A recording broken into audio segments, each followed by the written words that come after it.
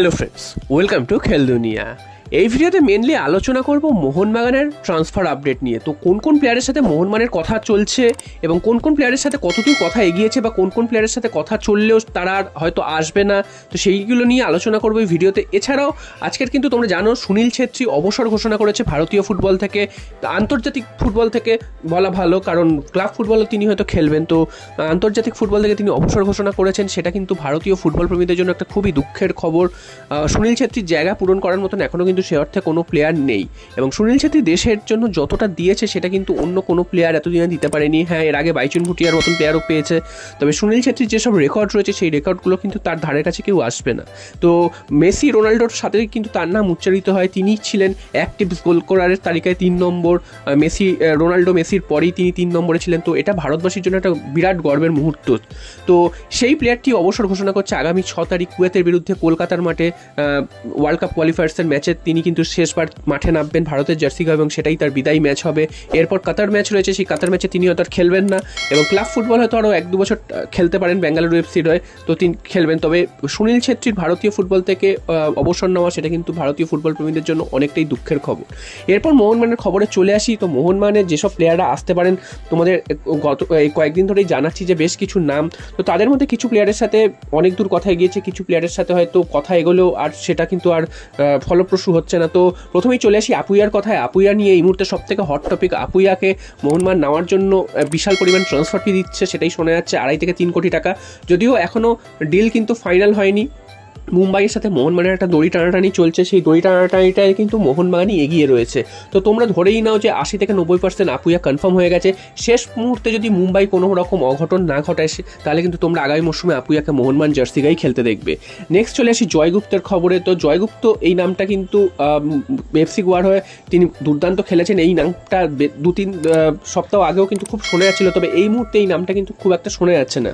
যদিও জয়গুপ্তের নাম এই মুহূর্তে শোনা না গেলেও তাকে কিন্তু নেওয়ার ব্যাপারে মোহনবাগান আশাবাদী, এবং তার সাথেও কিন্তু অনেক দূর কথাবার্তা বলেছে, যদিও কোনো ডিলই ফাইনালাইজড হয়নি।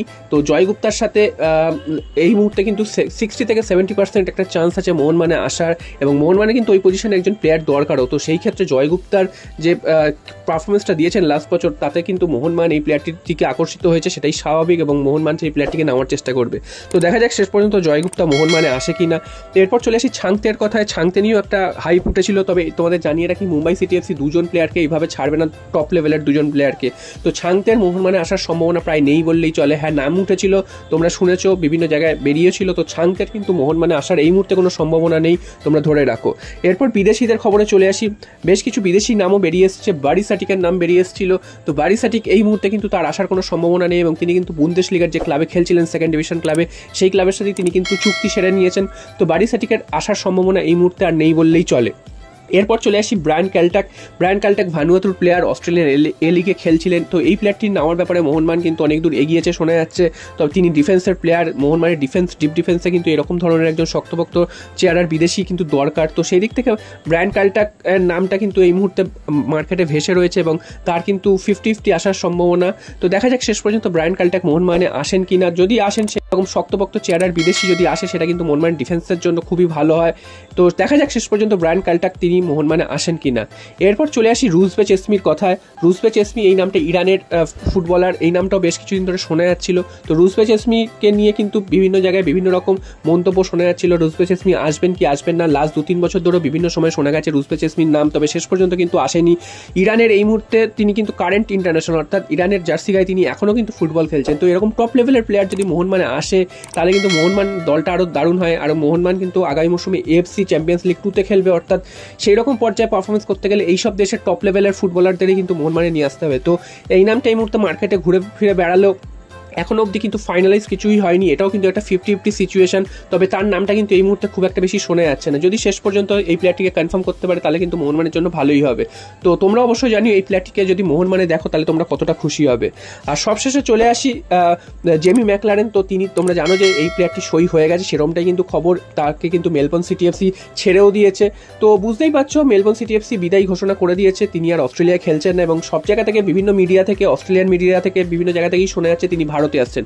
এবং ভারতে কিন্তু দুটো ক্লাবের সাথেই তার লিঙ্ক আপ হয়েছিল, একটা মুম্বাই সিটি এফসি, একটা মোহনবাগান। হ্যাঁ, মুম্বাই সিটি এফসির নামটা এই কারণে উঠে এসেছে কারণ মেলবোর্ন সিটি আর মুম্বাই সিটি ফুটবল গ্রুপের টিম, তো তাদের কিন্তু একটা নিজেদের মধ্যে লিঙ্ক আপের ব্যাপার আছে, তো সেই ক্লাবেও তিনি যেতে পারেন এরকমটা নিউজ ছিল। তবে মোহনবাগান তাকে যে অফারটা দিয়েছে বা তাকে যে অ্যামাউন্টটা পে করবে সেখানে কিন্তু মুম্বাই সিটি এফসি ধারে কাছে আসছে না। তো মোহনবাগানই তিনি আসছেন, সেটাই কিন্তু সেরকমই কিন্তু প্রায় 99% কনফার্ম হয়ে গেছে।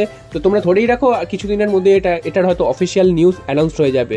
তো এই মুহূর্তে এইসব প্লেয়ারদেরই নাম উঠে আসছে মোহনবাগানকে কেন্দ্র করে, এবং এই প্লেয়ারগুলোর স্ট্যাটাস কিন্তু এইখানেই রয়েছে। তো তোমরা তোমাদের মতামত জানিয়ে যে এর মধ্যে কোন কোন প্লেয়ারকে তোমরা মোহনবাগান জার্সিতে